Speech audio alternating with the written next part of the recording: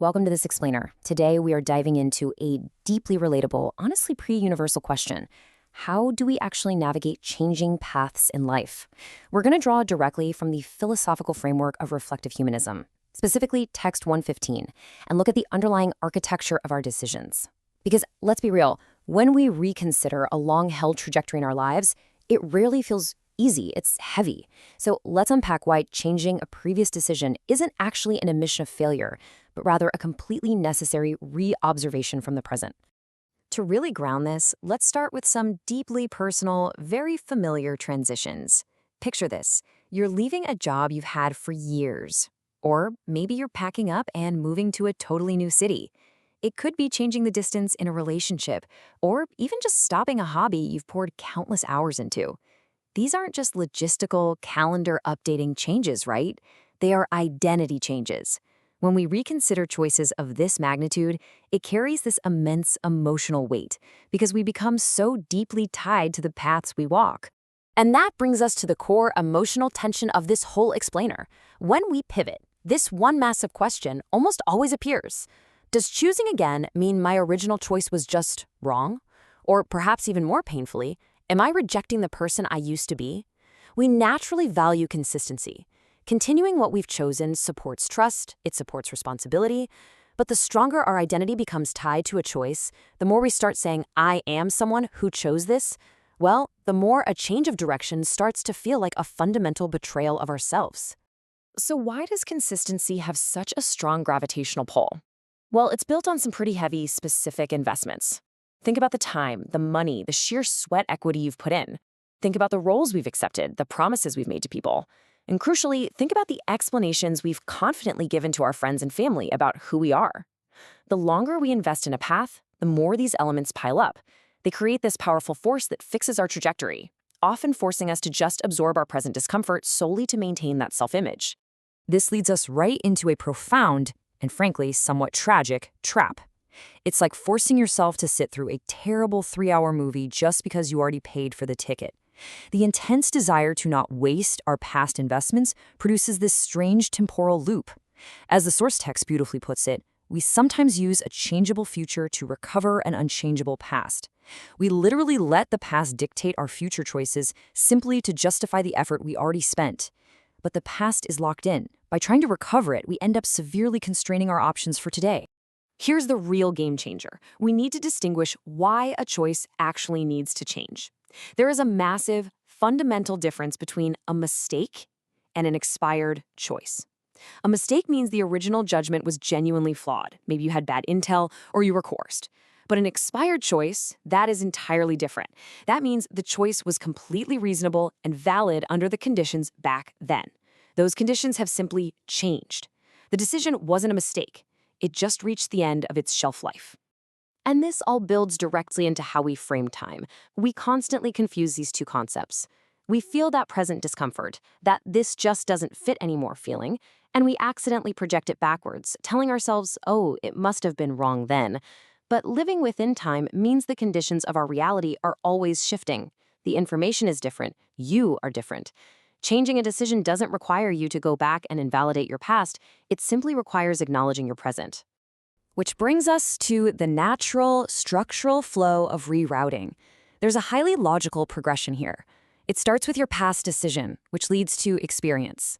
Spending that time generates new, changed conditions. And because of those new conditions, your present self conducts a re-observation. And that is what leads to a change of path. So you see, this isn't a breakdown of your consistency. It is a highly structured, perfectly rational response to a shifting timeline. Now, because of path dependence, we have to realize we can never actually go backwards. This is the myth of returning. We tend to think that if we chose path A and we want to leave it, we're just hitting rewind and returning to the old, unchosen path B. But time already passed. Think of it like a GPS recalculating your route. It doesn't send you all the way back to your driveway to start over, right? It routes you from your current coordinates. You've lived through path A. You've gained new scars, new skills, new memories. Choosing again isn't returning to an earlier fork. It's creating an entirely new fork, path C, from exactly where you're standing right now. This completely redefines our concept of self-continuity.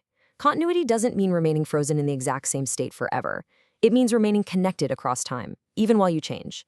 Saying, I chose A then and I choose B now, perfectly exists within the continuous arc of your life. As this quote from the text highlights, difference isn't self-contradiction. It's the physical and mental evidence that time and experience have actively passed through you. The trajectory of how your answers change, that is your continuity. Okay, so if we accept this, it shifts our entire perspective. The absolute most important question is no longer, how do I avoid wasting the past? Instead, we really need to ask, how much authority should the past actually have over the future?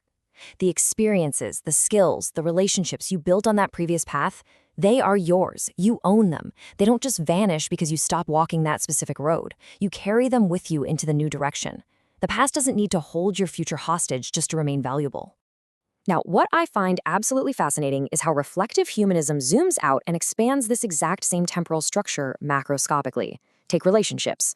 Changing your distance from someone doesn't inherently mean destroying the connection. It often just means adjusting the relational gravity to fit your present conditions. Or consider AI systems. If an AI only remembers your past choices, it might mistakenly lock you into a fixed path, assuming this is forever who you are. But ideally, an AI should act as an interference plane, comparing what was true before with what brand new paths are open to you today. And finally, on the massive scale of civilization, institutions and cities inherit past decisions all the time. But civilizational stability isn't about staying completely fixed forever. It actively requires balancing continuity with the capacity to transition into a new, viable configuration. Which brings us to this really beautiful reframing of the concept of recoverability. We usually think of recovery as returning to a previous state after something breaks, right? But as time moves forward, that original state often just ceases to exist entirely. True recoverability, therefore, is not only the ability to return to where we were. When conditions change and the past literally cannot be restored, recoverability is the ability to reobserve our surroundings and confidently choose another way of moving forward from our present location.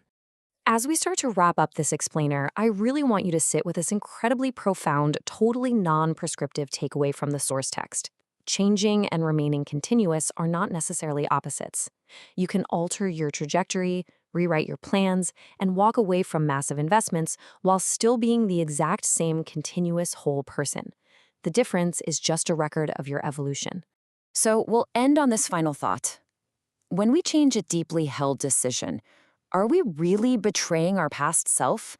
Or is the present self taking all that rich history, all the lessons and the conditions we've gathered, and simply choosing the very next path from right here?